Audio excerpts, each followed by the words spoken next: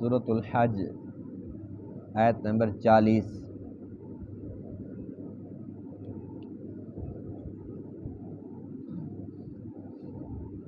اعوذ باللہ من الشیطان الرجیم،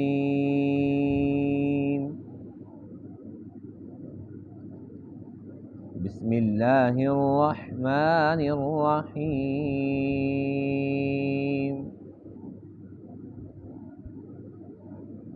الذین ان مکناہم فی الارض اقاموا الصلاة وآتوا الزکاة وامروا بالمعروف ونہوا عن المنکر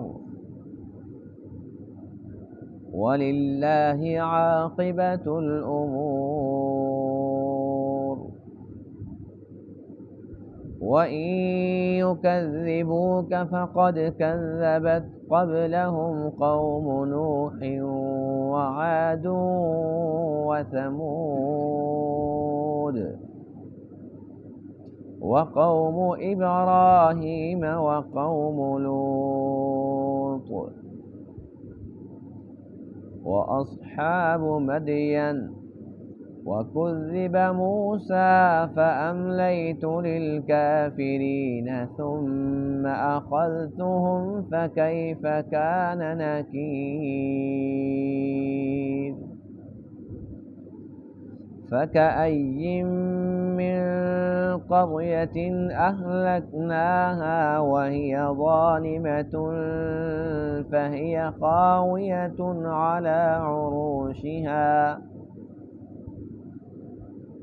عَلَى عُرُوشِهَا وَبِئْرٍ مُّعَطَّلَةٍ وَقَصْرٍ مَّشِيدٍ۔ صدق اللہ العظیم۔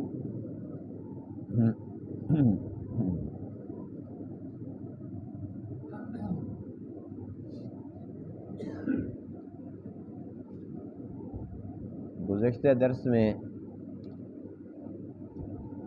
جہاد کا تذکرہ تھا۔ جب مسلمان جہاد کریں گے تو ظاہر سی بات ہے کہ جب اللہ تعالیٰ انہیں غلبہ عطا فرمائیں گے، فتح عطا فرمائیں گے، تو جو علاقے مسلمانوں کے قبضے میں آئیں گے تو مسلمان وہاں پر ایک خلافت کا نظام قائم کریں گے، اسلامی حکومت ہوگی، اسلامی سلطنت ہوگی، جہاں پر اللہ تعالیٰ کی حدود نافذ ہوں گی۔ کوئی شخص چوری کرے گا اس کا ہاتھ کاٹا جائے گا، جو جس جرم کی سزا ہے وہ نافذ ہوگی۔ تو آج کے درس کے اندر ان آیات کریمہ کے اندر یہ جو خلافت کا نظام ہے اس کے بارے میں تذکرہ ہے کہ جب خلافت قائم ہو جائے گی تو اس حکومت نے کیا کیا کام کرنا ہے۔ تو اللہ فرماتے ہیں کہ جب اسلامی حکومت قائم ہو جائے گی تو سب سے پہلا کام انہوں نے یہ کرنا ہے کہ وہاں پر نماز کی پابندی ہوگی۔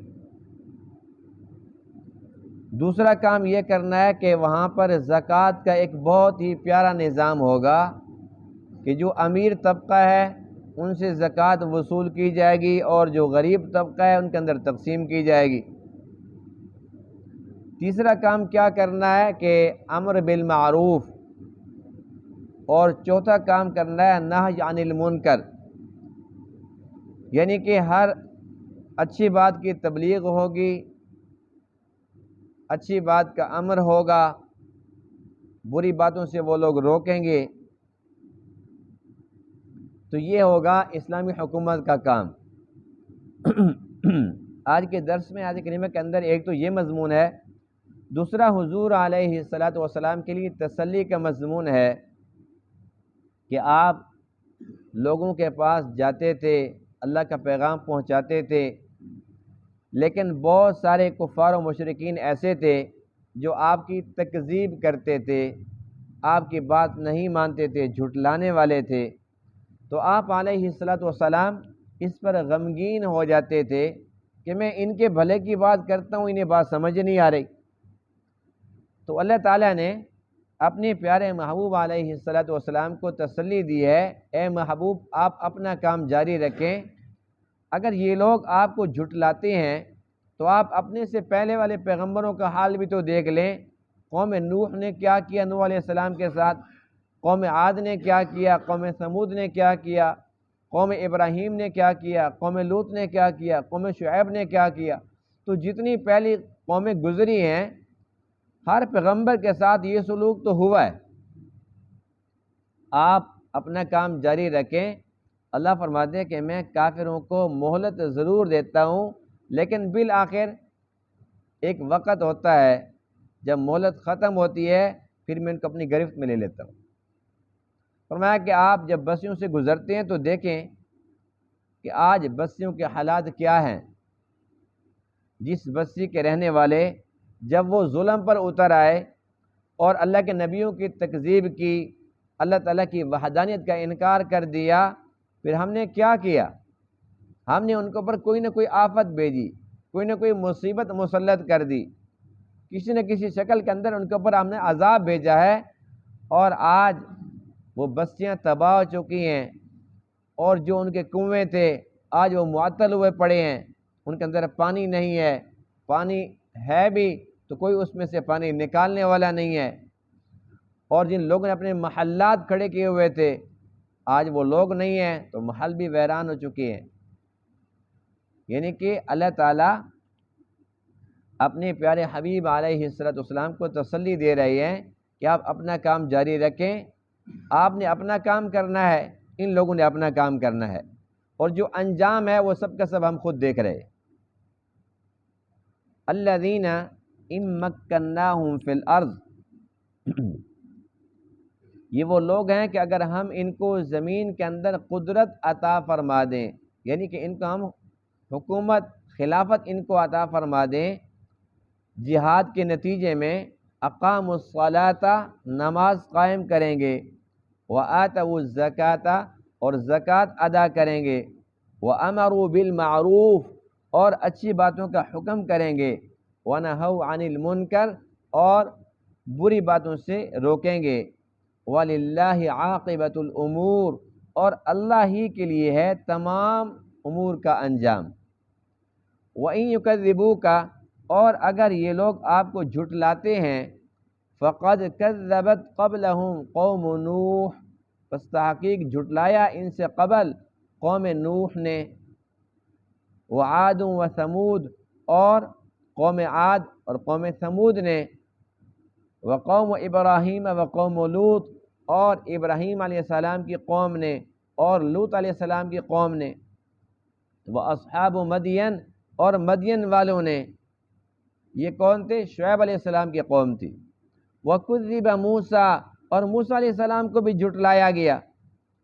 فاملیت للکافرین پس میں نے مہلت دی کافروں کو، ثم اخذتهم پھر ان کو میں نے پکڑا، فکیف کان نکیر پس کیسے رہی میری پکڑ، فکأی من قریۃ پس بہت ساری بستیاں ایسی تھی، اہلکناہا ہم نے انہیں ہلاک کیا، وہی ظالمۃ جبکہ وہ ظلم کرنے والی تھی، مراد یہ ہے کہ اس بستی میں رہنے والے لوگ ظلم کرنے والے تھے، فہی خاویۃ علی عروشہا وہ اپنی چھتوں کے اوپر گری پڑی تھی، یعنی کہ وہ تباہ و برباد ہو گئی بستیاں، وبئر معطلہ اور جو کنویں تھے وہ معطل ہو گئے، وقصر مشید اور جو قصر تھے جو محل تھے وہ ویران ہو گئے۔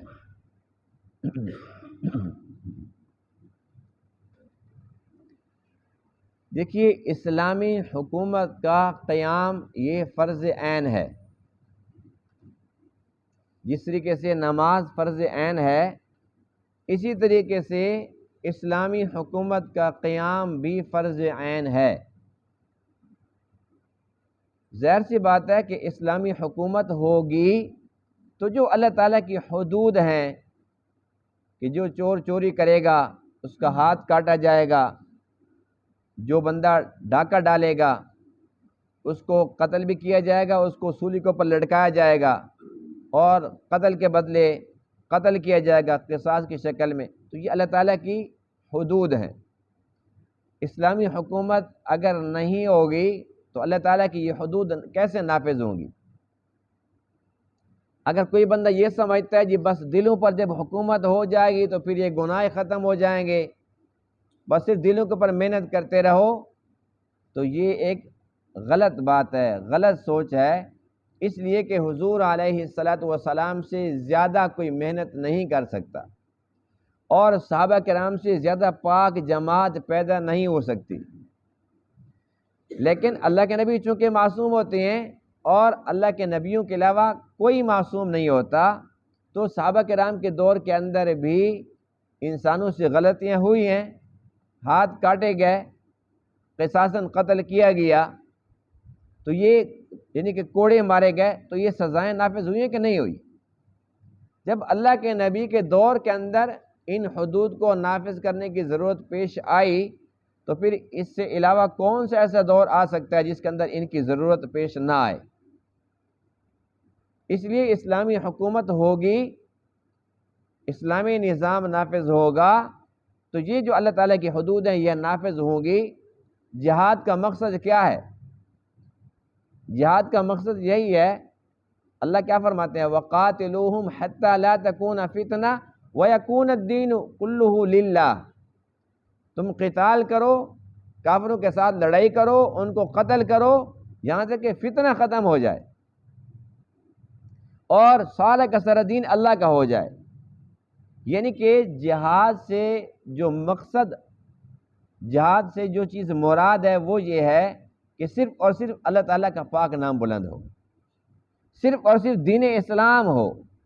دین اسلام کے علاوہ جتنے بھی دوسرے مذاہب ہیں وہ سب کے سب دب کر رہیں، اور مسلمان ان کی دیکھ بھال کے ذمہ دار ہیں، ان کی جان مال کا تحفظ مسلمانوں کی ذمہ داری ہے، لیکن وہ ٹیکس دیں گے، جزیہ دیں گے، ان کی جو حقوق ہیں اسلام ان کو ضرور دے گا، لیکن جو مسلمانوں کو آزادی ہوگی، جو اسلام کو آزادی ہوگی، وہ آزادی انہیں حاصل نہیں ہوگی۔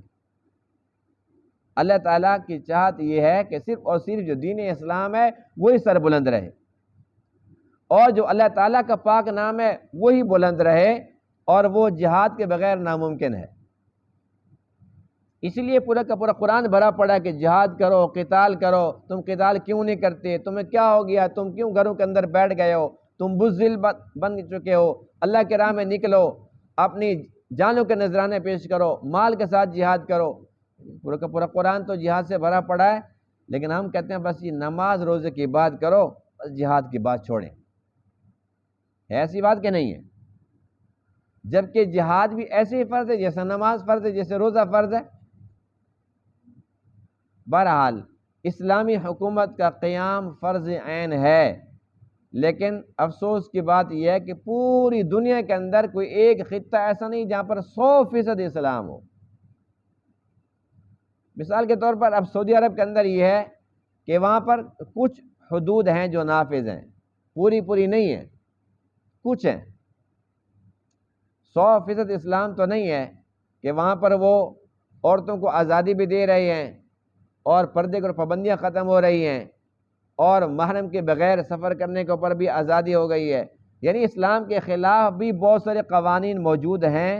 100% اسلامی حکومت نہیں ہے، لیکن بہرحال کچھ باتیں ہیں جو انہوں نے نافذ کر رکھی ہیں، جہاں پر 100% اللہ تعالیٰ کی حدود نافذ ہوں اور رتی بھر قرآن و سنت کے خلاف کچھ نہ ہو، ایسی حکومت اللہ تعالیٰ کو مطلوب ہے۔ تو جب اسلامی حکومت ہوگی، اب دیکھیے سب سے پہلی چیز کا حکم کیا ہے؟ اللہ فرماتے ہیں اگر ہم ان کو، یعنی کہ جو مجاہدین ہیں، ہم ان کو اگر خلافت عطا فرماتے ہیں، یہ کیا کام کریں گے؟ اقاموا الصلاۃ، نماز کا محکمہ قائم کر لیں گے، نماز کے خود بھی پابند ہوں گے اور سب کو پابندی بھی کرائیں گے۔ اگر اسلامی حکومت ہوتی نا تو صورتحال یہ ہوتی کہ جیسے ہی اذان آئی دکانیں بند، پہلے نماز پڑھو بعد میں کوئی اور کام کرنا ہے۔ اب اسلامی حکومت نہیں ہے، جس کی وجہ سے ہر بندہ سکون سے بیٹھا ہوا ہے، کوئی پوچھنے والا ہی نہیں ہے۔ ہر بندے کی مرضی ہے، اپنے شوق سے آ جائے تو ٹھیک ہے، نہیں آتا تو کوئی بندہ پوچھ نہیں سکتا بھائی نماز کیوں نہیں پڑھی۔ کوئی بندہ پوچھ سکتا ہے؟ کیوں نہیں پوچھ سکتا؟ کہ اسلامی حکومت نہیں ہے۔ اس کے بعد پھر زکوٰۃ کی بات آتی ہے، تو ہم زکوٰۃ کتنی دیتے ہیں ہم سب جانتے ہیں۔ اگر 1,00,000 زکوٰۃ بنتی ہے تو ہم 5,000 دے کے 10,000 دے کے اللہ تعالیٰ پر احسان لگاتے ہیں، اور جس کو ہم نے زکوٰۃ دی ہم اس کے اوپر بھی احسان لگاتے ہیں، حالانکہ اس کا احسان ہے کہ اس نے قبول کر لیا۔ اگر وہ قبول نہ کرے ہمارا فرض ادا کیسے ہوگا؟ جیسے نماز فرض ہے ایسے تو زکوٰۃ فرض ہے، تو اس میں احسان والی کون سی بات ہے؟ احسان اللہ تعالیٰ کا ہے کہ اس نے ہمیں مالدار بنایا، صاحب نصاب بنایا۔ احسان اس بندے کا ہے، اس نے ہمارے فریضہ کی ادائیگی کے لیے اس مال کو قبول کیا اور ہمارے سر سے فرض اترا۔ ہمارا کون سا احسان ہے؟ لیکن ہم کسی کو چارہ دیتے ہیں تو ہم یہ توقع رکھتے ہیں کہ وہ بندہ پوری زندگی ہمارے سامنے آنکھ نہ اٹھائے، بھئی میں نے اس کو دیا تھا، میں اس کے دکھ سکھ میں کام آتا ہوں، میں نے اس کو یوں دیا تھا، میں نے اس کو یہ دیا تھا۔ احسان لگائے، اللہ تعالیٰ پر احسان لگا دے کوئی بندہ؟ اللہ تعالیٰ کا احسان ہے، اس کا شکر ادا کرنا چاہیے کہ اس نے مجھے توفیق دی ہے، مجھے مالدار بنایا، مجھے صاحب نصاب بنایا کہ میں اس دینے کے قابل ہوا ہوں۔ اگر اللہ تعالیٰ مجھے فقیر کر دیتا تو آج میں بھی یوں ہاتھ کر کے لینے والوں کے اندر کھڑا ہوتا۔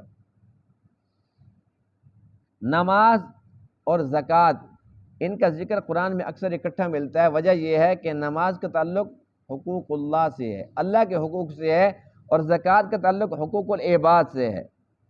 تو اللہ تعالیٰ نے اپنے بندوں کو سمجھایا کہ دونوں چیزیں لازم ملزوم ہیں۔ جب بھی نماز کی بات ہوئی ساتھ زکوٰۃ کا حکم دیا، سمجھانے کے لیے کہ اللہ کے حقوق اس کے ساتھ ساتھ اللہ کے بندوں کے حقوق ہیں۔ ایک بندہ نمازوں پہ نمازیں پڑھے جا رہا ہے اور لوگوں کا مال غصب کر کے، لوگوں کا مال ہڑپ کر کے، اور اس کے پیچھے دنیا پھر رہی، جی میرا قرضہ دے دے، میرا دے دے، میرا دے دے، اور وہ لمبی لمبی تسبیحات سجدے پہ سجدے مارے جا رہے ہیں اور لمبی لمبی تسبیحیں پڑھ رہا ہے، تو اللہ فرماتا ہے کہ نہیں چلے گا کام۔ اللہ کے بندوں کے حقوق ایسے ہی ہیں جیسے اللہ تعالیٰ کے حقوق ہیں، دونوں لازم ہیں۔ اور ایک بندہ ایسا ہے جو کہتے ہیں جی بس نماز میں کیا رکھا ہے، جی بس ہم تو یہ کہتے ہیں بھی ہماری وجہ سے کسی کی دل آزاری نہ ہو، میں نے آج تک کسی کا حق نہیں کھایا، بس میں تو اللہ کی مخلوق کی خدمت میں لگا ہوا ہوں، خدمت سے خدا ملتا ہے، وہ مخلوق کی خدمت میں لگا ہوا ہے اور خالق کو بھول گیا ہے، تو ایسا بندہ بھی کامیاب نہیں ہو سکتا۔ شیخ سعدی رحمہ اللہ جو اللہ تعالیٰ کے ایک بہت بڑے ولی اور نیک بندے گزرے ہیں، وہ فرماتے ہیں جو بے نمازی ہے اگر تمہارے پاس آئے اور قرض مانگے تو نہ دو، جو قرض مانگے نہ دو۔ فرمایا وجہ یہ ہے کہ جس نے اللہ کے حق کو ضائع کر دیا تمہارے حق کو کیسے ضائع نہیں کرے گا؟ جب وہ نماز نہیں پڑھتا، اللہ تعالیٰ کے حق کا خیال نہیں رکھتا، تمہارے حق کا کیسے خیال رکھے گا؟ تو جو نماز ہے یہ ام العبادات ہے، تمام عبادات کی ماں ہے، یہ وہ عبادت ہے آخری سانس تک معاف نہیں ہے۔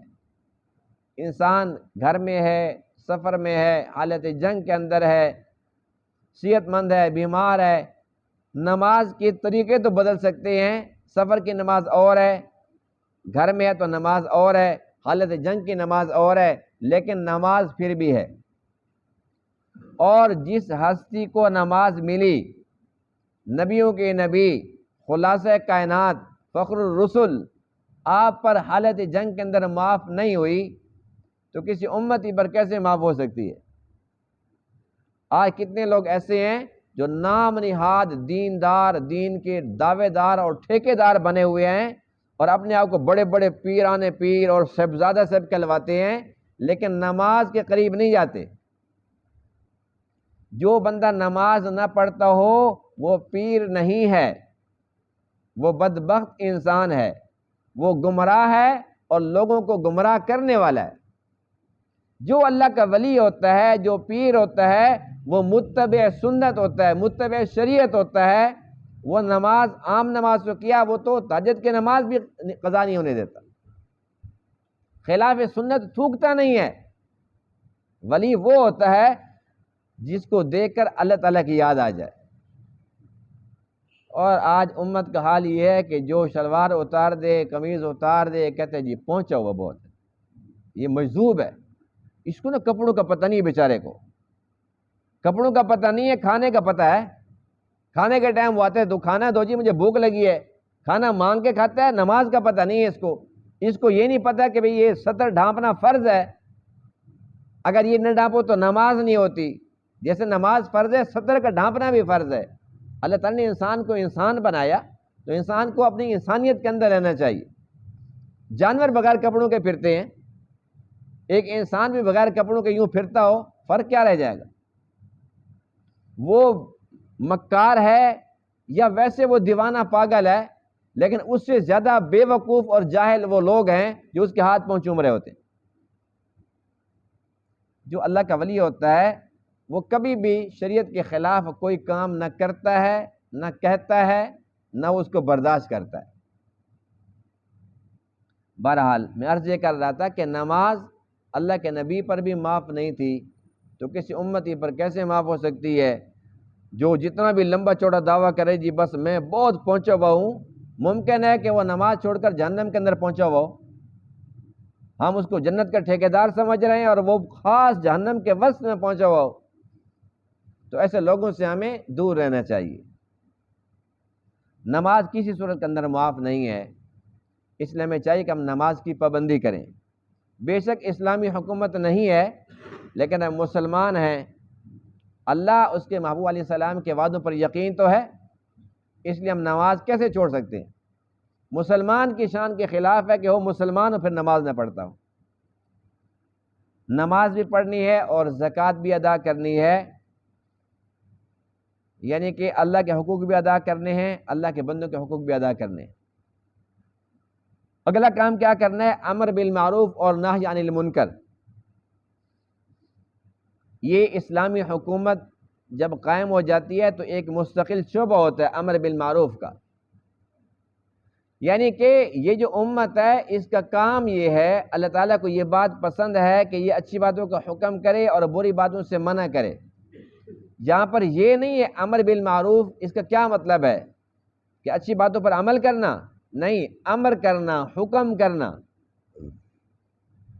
اور نہی عن المنکر، بری باتوں سے روکنا، رکنا نہیں روکنا۔ یعنی کہ ایک مسلمان کیسا ہونا چاہیے؟ اچھی باتوں کا حکم کرنے والا ہو، تو کیسے ممکن ہے کہ وہ خود عمل نہ کرتا ہو؟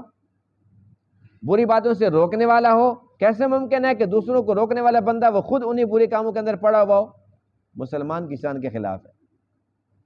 لیکن یہاں پر صورتحال یہ ہے کہ ہمارا ملک بھی الحمدللہ اسلامی جمہوریہ پاکستان ہے، بنا اسلام کے نام پہ ہے، کلمہ طیبہ ہماری بنیاد ہے، لیکن اس کے باوجود صورتحال یہ ہے امر بالمعروف کی اور نہی عن المنکر کی کہ ابتدا سے انتہا تک، صبح سے شام تک، الف سے یا تک، کسی بھی زاویے سے دیکھو تو یہاں پر حکومت نے ٹھیکہ لیا ہوا ہے بے حیائی پھیلانے کا۔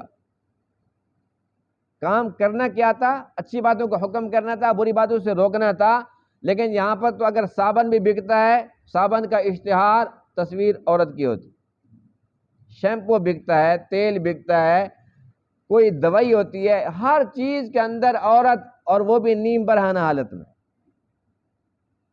ایسے لگتا ہے کہ جو مرد ہیں ان کو نہ صابن کی ضرورت ہے، نہ صابن سے کبھی نہاتے ہیں، نہ شیمپو سے نہاتے ہیں، نہ تیل لگاتے ہیں، سارا کام عورتوں کے لیے۔ اب دیکھیے ایک چیز ہے، کوئی بھی چیز ہے، اگر وہ بیچنی ہے تو اس کا اشتہار دینا ہے، بے شک ٹی وی میں دینا ہے، یا بے شک کہیں گلی میں لگانا ہے، کہیں روڈ پر لگانا ہے، لیکن نیم برہنہ حالت کے اندر جو عورت ہے اس کی تصویر لگانے سے مقصد کیا ہے؟ بے حیائی کو پھیلانا۔ ایسی بات کہ نہیں ہے؟ اور یہ بے حیائی، بے خیالی کے اندر ایسی ہم دیکھتے رہتے ہیں اور ہمارے بچے دیکھتے رہتے ہیں، اور ہم اس کے ایسے عادی بن چکے ہیں کہ ہمیں یہ گناہ محسوس نہیں ہوتا۔ ہمیں دیکھتے ہیں تو ہم کہتے ہیں ٹھیک ہے جی بھائی، یہ تو سرسری سی بات ہے، لیکن اللہ کے ہاں یہ بہت بڑی بات ہے۔ حدیث پاک میں الحیاء من الایمان، حیا ایمان کا جزو لازم ہے۔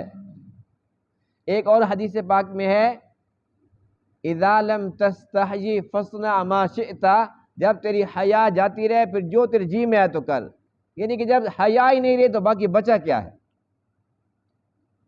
تو حیا تو ایمان کا لازمی حصہ ہے۔ تو یہ دجالی میڈیا نے، یہودی میڈیا نے بڑے غیر محسوس طریقے سے آہستہ آہستہ آہستہ یوں زہر گھولا اور فحاشی کو، عریانی کو، اس بدماشی کو اس طریقے سے عام کیا کہ پہلے پہلے یہ جو خبریں ہوتی تھی نا، خبریں سنانے کے لیے بھی مرد نہیں عورت ہوتی تھی شروع سے ہی، سب کو پتہ نا، لیکن بہرحال اس کے اوپر دوپٹہ سکارف اگر اس کا ہوتا تھا۔ اب صورتحال سب کے سامنے ہے کہ خبریں سنانے کے لیے جو آتی ہیں دوپٹہ تو ویسے بھی غائب ہو گئی ہے، اس کی تو چھٹی ہو گئی ہے۔ پھر یہ جو گھریلو ڈرامے ہم دیکھتے ہیں، ڈراموں کے اندر کیا ہوتا ہے، یہ جو لباس دکھایا جاتا ہے بغیر دوپٹے کے، یہ جو شیطانیت دکھائی جاتی ہے، تو پھر ہماری مائیں بہنیں بیٹیاں یہ دیکھتی ہیں تو اس سے متاثر ہوتی ہیں کہ یہ ڈیزائن اچھا چل رہا ہے، یہ نیا فیشن آیا ہوا ہے، یہ فیشن ہمارے گھروں کے اندر گھس چکا ہے۔ اب ہم وہی شکل جو ڈراموں میں ہوتی ہے وہی پھر بازاروں میں نظر آتی ہے، اور ہر چھوٹے سے چھوٹا شہر اس سے متاثر ہو گیا۔ بڑے شہروں میں جو تو لگتا نہیں ہے کہ یہ اسلامی جمہوریہ پاکستان ہے، کسی بڑے شہر میں چلے جاؤ تو آپ حیران رہ جائیں گے کہ بھئی یہ کون سا اسلامی جمہوریہ پاکستان ہے۔ تو انہوں نے بڑے منظم طریقے سے کھیل کھیلا ہے دجالی میڈیا نے، یہودی میڈیا نے، کہ انہیں پتہ تھا کہ اللہ کے نبی کی بات حق سچ ہے کہ حیا ایمان کا لازمی جز ہے، حیا ختم ہو جائے گا ایمان خود بخود ختم ہو جائے گا۔ یہی وجہ ہے کہ جب ہمارے گھروں سے حیا جاتا رہا تو ایمان کی حالت ہم سب جانتے ہیں کہ ہمارا ایمان کس حالت کا ہے، کس درجے کا ہے۔ تو اس پر ہمیں چاہیے کہ ہم ٹھنڈے دماغ سے غور و فکر کریں کہ یہ تو اس وقت یہ صورتحال ہے، یہ 20-30 سال کے اندر دجالی میڈیا نے ہمیں یہاں تک لا کھڑا کیا ہے۔ اگر ہم نے اس پر سنجیدگی کے ساتھ غور نہ کیا، اس کا تدارک نہ کیا، نئی نسل کو ہم نے حقیقت سے روشناس نہ کیا، تو آنے والے 20 سال کے بعد منظر کیا ہوگا؟ کہاں کون سا پردہ، کون سا دوپٹہ، کون سا سکارف، بازاروں کا ماحول کیسا ہوگا؟ تو یہ لمحہ فکری ہے، سوچنے کا مقام ہے، یہ کوئی معمولی باتیں نہیں ہیں، یہ بہت بڑی باتیں ہیں۔ الحمدللہ ہم مسلمان ہیں، تو ہمیں چاہیے کہ جو ہمارا لباس ہے پتہ چلے کہ یہ واقعی مسلمان ہے۔ ہمارے گھر میں جو عورتیں ہیں ان کے لباس سے پتہ چلے، ان کے پردے سے پتہ چلے کہ واقعی یہ مسلمان ہے۔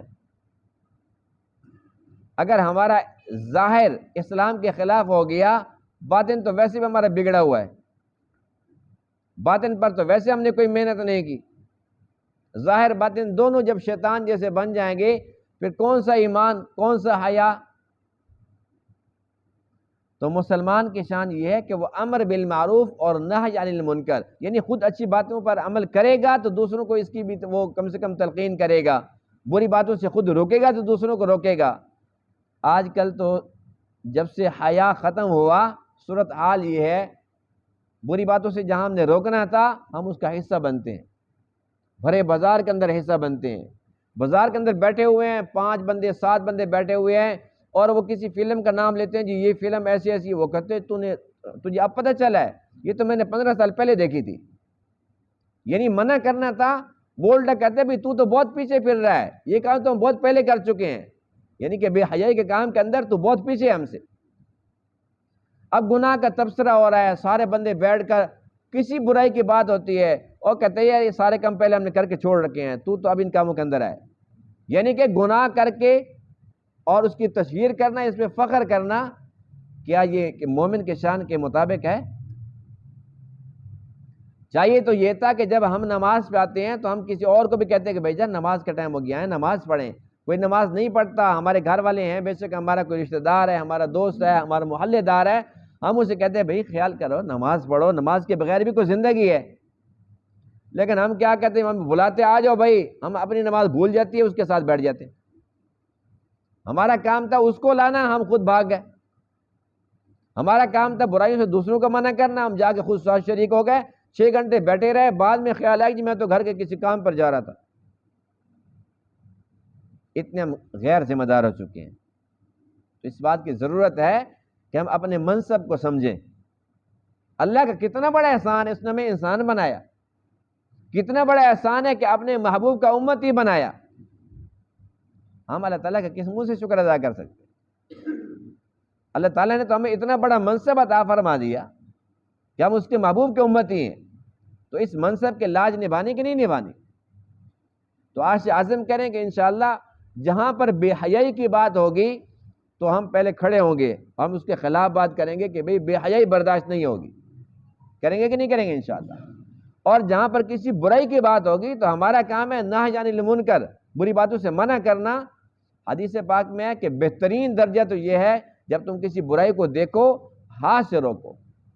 ہاتھ سے مراد یہ نہیں کہ جا کے اس کو تھپڑ لگا لو، یعنی کہ اپنی قوت کا استعمال کرو، جتنی طاقت ہے اس کو استعمال کرو۔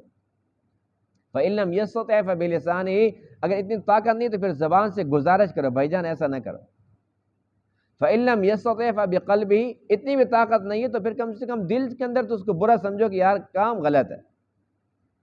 حدیث پاک میں ہے وَذَلِكَ أَضْعَفُ الْإِيمَانِ، ایمان کا کمزور ترین درجہ یہ۔ آج ہم کمزور ترین درجے پر بھی نہیں ہیں، اس سے بھی گئے گزرے ہیں کہ ہم دل کے اندر بھی اس کو برا نہیں سمجھ رہے، پھر ہمارے اندر کتنا ایمان باقی بچا ہے؟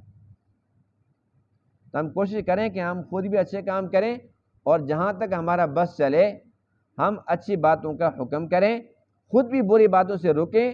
جہاں تک ہمارا بس چلتا ہے، جہاں تک ہمارا بس چلتا ہے ہم کوشش کریں روکنے کی، کہ بھائی برائی نہیں کرنی، خود بھی رکنا ہے، دوسروں کو بھی روکنا ہے۔ اگر ایسی زندگی گزاریں گے تو انشاءاللہ یہ زندگی بھی پرسکون ہوگی، اور ہمیشہ ہمیشہ کی زندگی تو بہت زیادہ پرسکون ہوگی انشاءاللہ۔ اللہ تعالیٰ تمام باتوں کو سمجھنے عمل کرنے کی توفیق عطا فرمائے۔ وآخر دعوانا الحمدللہ رب العالمین۔